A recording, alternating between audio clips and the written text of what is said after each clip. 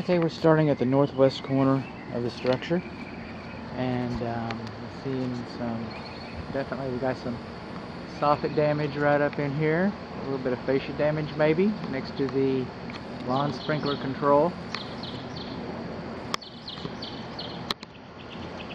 We sure do.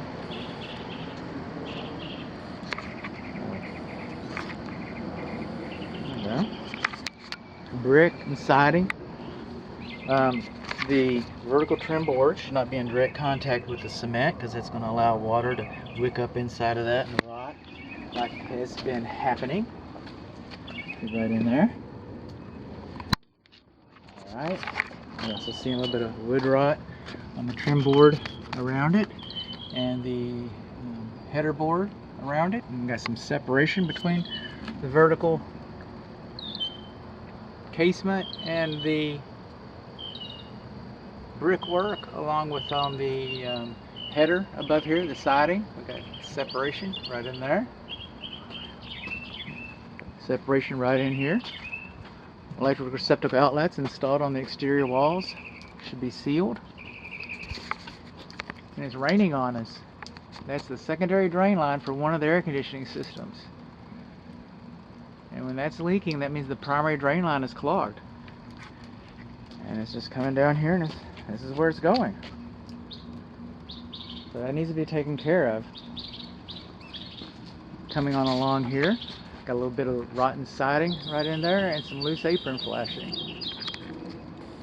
The satellite dish should not be installed directly to the siding like that. Of course, the siding's got its own problems, but the idea is that's a sail, and it catches the wind and it's going to stress out the siding right there.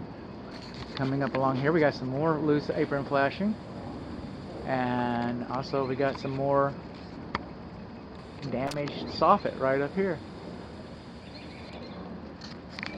Now on the fireplace, where the water comes around it, we should have kick-out flashing. I guess there's a little bit up there at the top.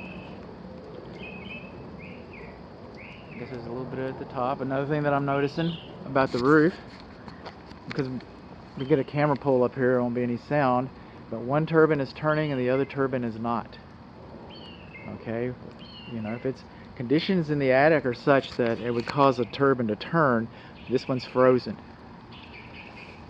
That one's not performing. We've got damaged siding around all three sides of the fireplace chimney.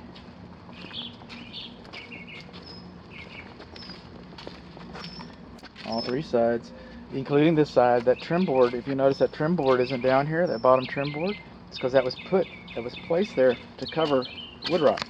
That's what it was there for. Coming along, torn screens, separation between the window frames and the brickwork. Again, exterior light fixtures should be sealed. And you see these little architectural details right here? Okay, those are called weep holes. Okay, home ownership 101. All roofs leak, all walls leak. We design them to shed water faster than they accept them. And brick is an awesome material. It's an awesome building material. It's a great insulator. It's a permanent application unless you have to repoint it or something, or unless you paint it. It's a permanent application. It's even fireproof. I mean, the house might burn down, but you can always use the bricks again. But a characteristic of brick is that it's coarse. It is coarse, but it's porous. And that means it accepts a lot more water than you'd even imagine. And so we expect water to get through this brick. And that's why we have the weep holes, because most of the time you're going to see vapor escape from there. Most of the time it's just vapor. But if you have an event, I've seen a few. Hope you don't, but I've seen a few. But if you have an event, even water will pour out of these. And those are called weep holes. And those are good things. Those are good things to have. Anytime you have a lintel, this metal strip across here, anytime you have a lintel, it's supposed to have a weep hole. Our doors and our windows are fenestrations, French for hole in your wall. Our fenestrations don't have weep holes. And then over here on the fireplace shoulder, okay, well, of course we got a little wood rot right there, but we're missing kick-out flashing.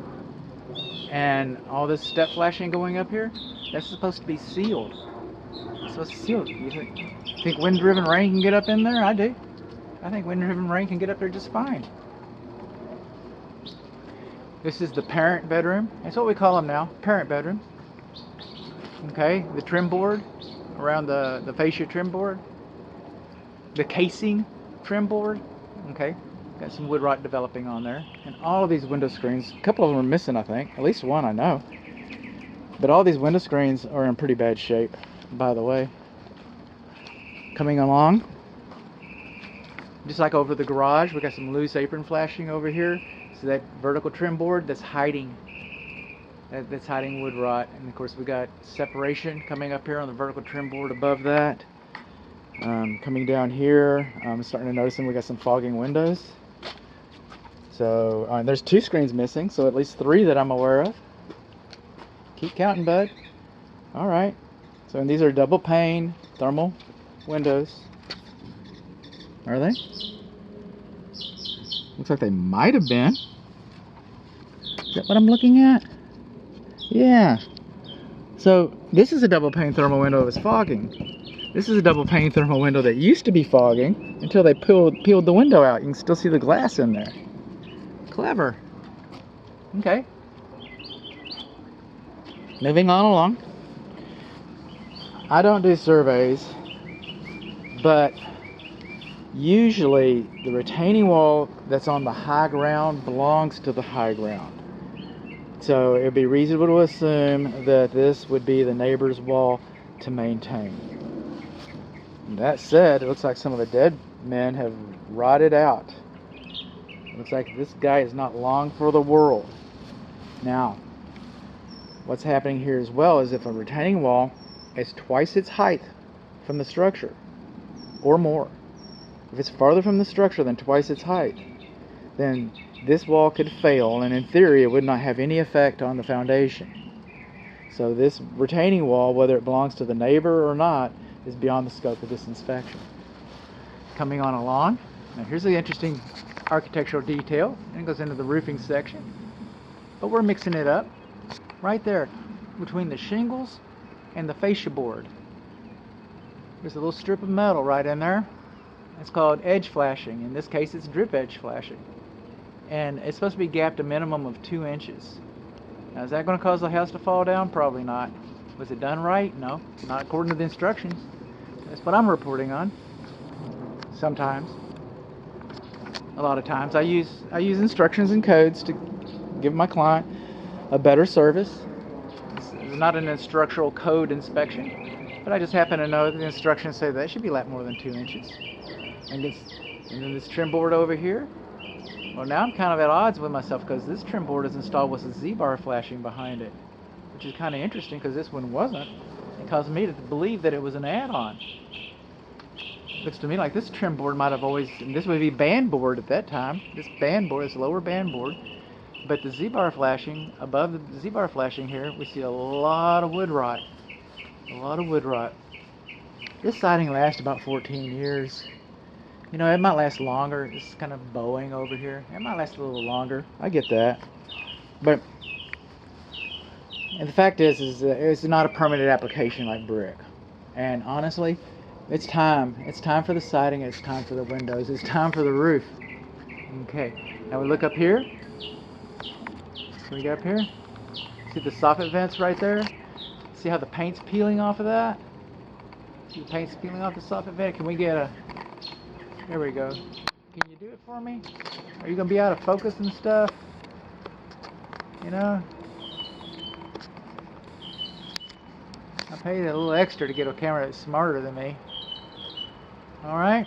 When you see peeling paint on that, that's an indication that the attic's not properly ventilated. You remember me talking about the exhaust vent turbine on the roof that wasn't working? Well, there we go. That's some of that.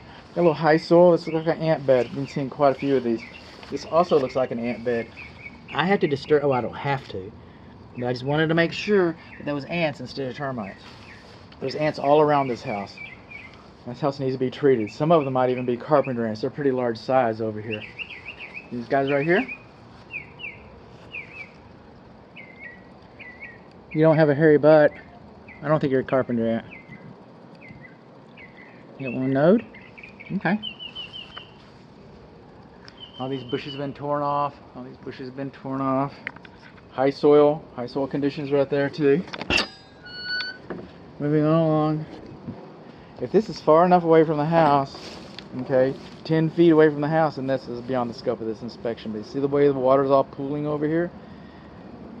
Okay, West Nile mosquitoes, West Nile disease, I don't know.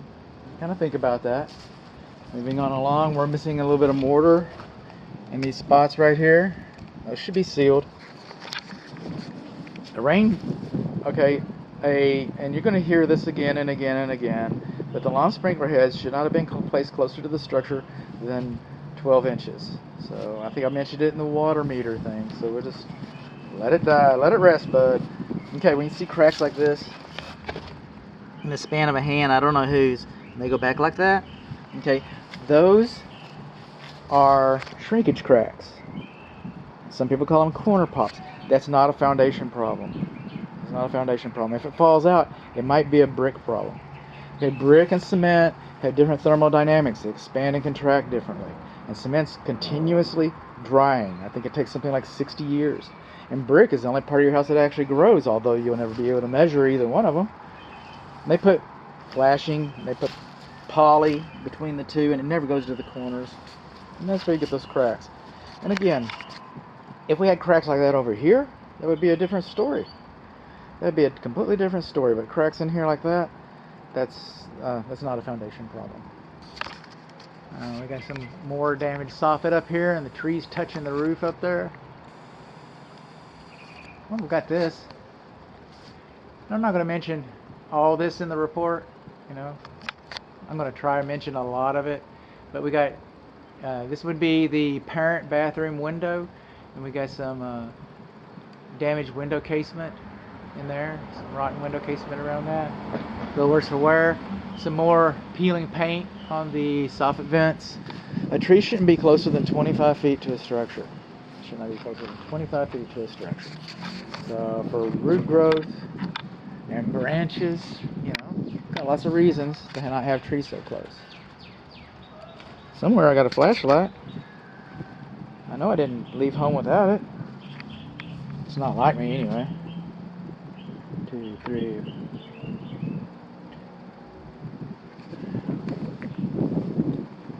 Got some damaged soffit up there. This has been taped up. I think this used to be the closed dryer vent. Used to be the closed dryer vent. Is that what we're looking at? Is the closed dryer vent over here?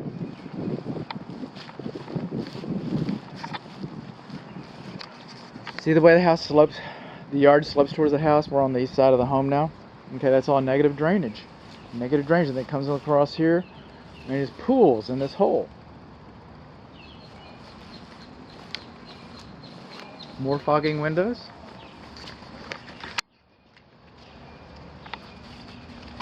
This is the way you find wasps. Yep, that's a closed dryer vent. And that's what it looks like under there. If you didn't have it cleaned when you moved in, you should have it cleaned now.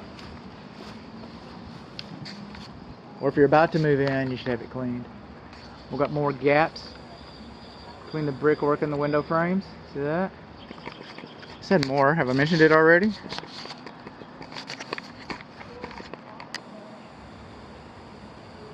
Torn screen. What's going on with the... I'm just having technical difficulties. Technical difficulties today.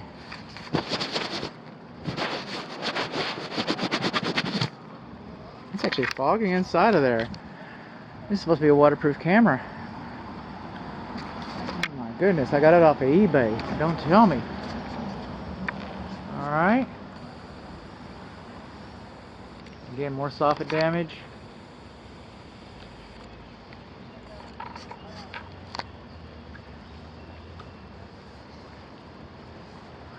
Now, this is a difficult call for me because the rain gutter butt ends are supposed to be away from the house, and most of them have been.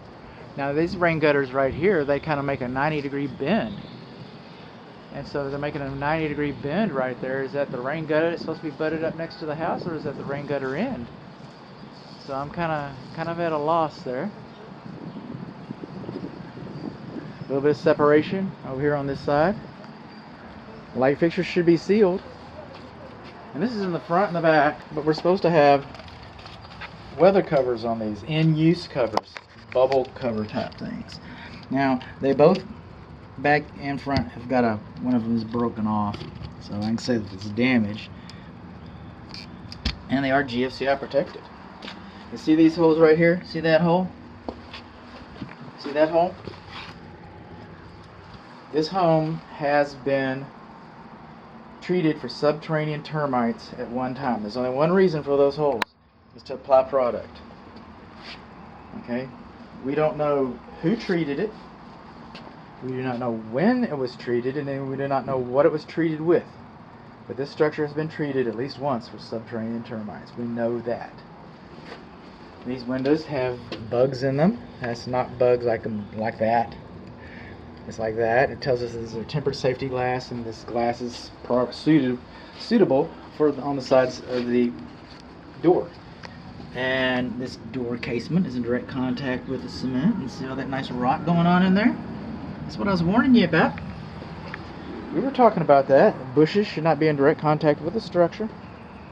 Talk about the negative drainage over here. Now we got a nice surface drain. And there's the cover, and it's just clogged. It's just full of dirt and stuff. Keep going. Hang on. Gaps between the window frames.